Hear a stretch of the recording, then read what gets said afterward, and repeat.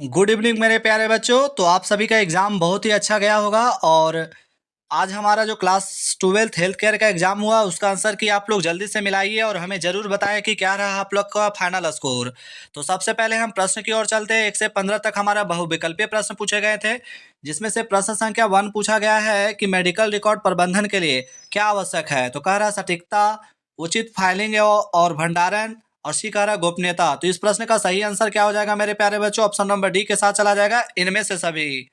साथ ही जितना ज़्यादा हो सके वीडियो को शेयर, लाइक, सब्सक्राइब करते जाए ताकि सारे बच्चे इसे देख सके। नेक्स्ट प्रश्न कह रहा है कि लिव अगेंस्ट मेडिकल एडवाइस यानी कि LAM की प्रक्रिया क्या है। तो आप लोग को पता होना चाहिए कि मरीज छोड़ने के लिए सहमति पत्र पर साइन, डॉक्टर को सूचित करना और डिस्चार्ज फॉर्म पर साइन करना।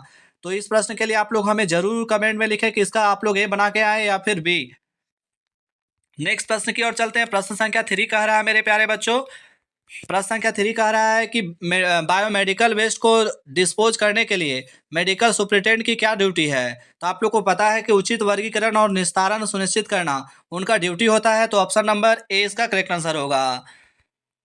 वहीं प्रश्न संख्या 4 कह रहा है मेरे प्यारे बच्चों, प्रश्न संख्या 4 क्या कह रहा है मेरे प्यारे बच्चों? 4 की ओर चलते हैं हम लोग। तो प्रश्न संख्या 4 हमारा कह रहा है कि डेंगू किस सूक्ष्मजीव के कारण होता है। तो आप लोग को पता है कि वायरस के कारण होता है, वायरस के कारण होता है डेंगू, और ऑप्शन नंबर बी के साथ चला जाएगा, बी हमारा करेक्ट आंसर होगा।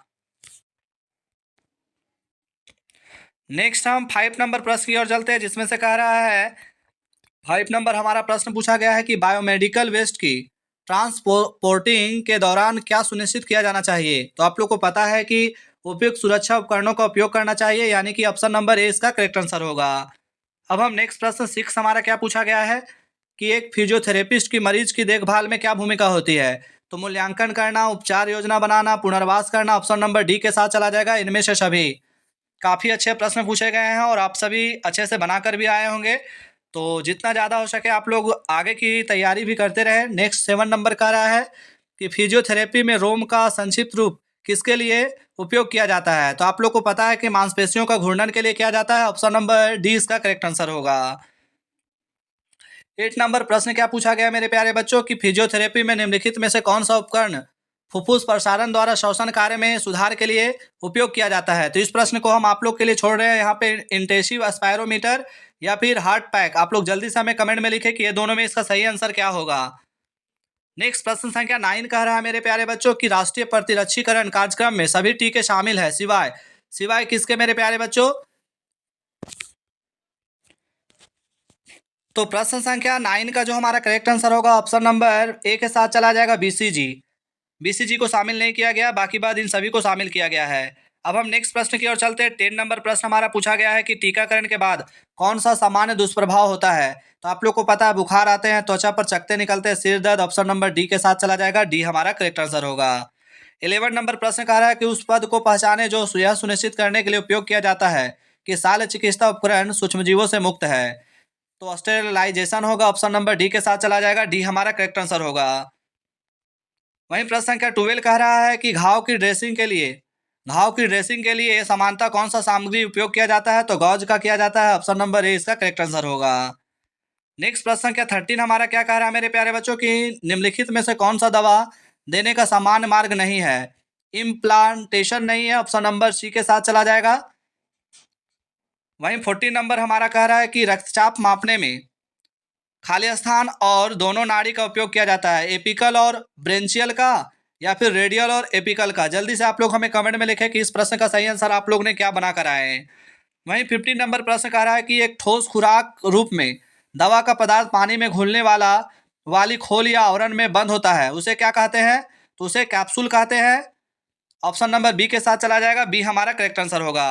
अब हम सब्जेक्टिव टाइप प्रश्न जो पूछे गए उन प्रश्नों को देखेंगे। जैसे कि कह रहा है कि पेशाब, मल, बलगम और खून के नमूने एकत्र करने के लिए कौन सा उपकरण का उपयोग करते हैं। तो आप लोग को पता है कि इस प्रश्न का आंसर क्या होने वाला है, इसका जवाब आप लोग जरूर लिख कर आए होंगे। वहीं 17 नंबर कह रहा है कि अस्पताल में कीटाणु शोधन और स्टेरिलाइजेशन के लिए उपयोग किए जाने वाले कुछ भौतिक एजेंट का नाम लिखे। तो आप लोग को पता है भाप स्टेरिलाइजेशन, शुष्क स्टेरिलाइजेशन, गर्मी स्टेरिलाइजेशन, गैस स्टेरिलाइजेशन, ये सभी इसके भौतिक उपकरण है। वहीं नेक्स्ट कह रहा है कि अस्पताल में वेंटिलेटर का मुख्य उद्देश्य क्या है? तो मेरे प्यारे बच्चों, अस्पताल में वेंटिलेटर का मुख्य उद्देश्य होता है रोगियों की सहायता करना जो स्वयं सांस लेने में असमर्थ है। और 2 अंक के प्रश्न में पूछे गए हैं, तो आप लोग 1 अंक के प्रश्न में पूछे गए हैं, तो इसका आंसर इतना मेरे ख्याल से काफ़ी है। नेक्स्ट कह रहा है कि ट्रांसडर्मल दवा आपूर्ति का रूप क्या है? तो ट्रांसडर्मल दवा आपूर्ति का रूप क्या है मेरे प्यारे बच्चों? दवा को त्वचा के ऊपर रखा जाता है ताकि रक्त प्रवाह जहाँ से रक्त प्रवाह निकल रहा हो। नेक्स्ट 21 नंबर का आ रहा है कि बायोमेडिकल कचरे के प्रबंधन का श्रेणी 1 क्या है? तो ये सभी प्रश्न आप लोग बनाकर आए होंगे। इसके अलावा 20 नंबर में कह रहे हैं कि अस्पताल में एक सक्शन मशीन द्वारा समानतः कौन से द्रव हटाए जाते हैं?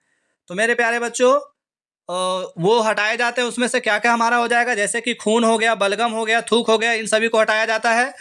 तो सब्जेक्टिव प्रश्न के लिए आप लोग जरूर तैयारी अच्छे से किए होंगे और बना के भी आए होंगे। वहीं आप लोग देख सकते हैं नेक्स्ट हमारे यहाँ पे सिरिंज और निडिल के देखभाल पर एक संक्षिप्त नोट लिखने के लिए बोला गया था। इसी तरह से सारे प्रश्न जो है अच्छे पूछे गए हैं, आप लोग जरूर बनाकर आए होंगे। और नेक्स्ट है अस्पताल प्रबंधन द्वारा अस्पताल से संबंधित संक्रमण को नियंत्रित करने के लिए अपनाए गए उपाय क्या है? इसके अलावा दवा का निपटान करने की तरीका को विस्तार से समझाइए। इस बार थोड़ी प्रश्न में हेरफेर किया गया है, लेकिन आशा करते हैं कि आप सभी बहुत अच्छे से बनाए होंगे। नेक्स्ट एग्जाम के लिए आप लोग तैयारी करें। धन्यवाद।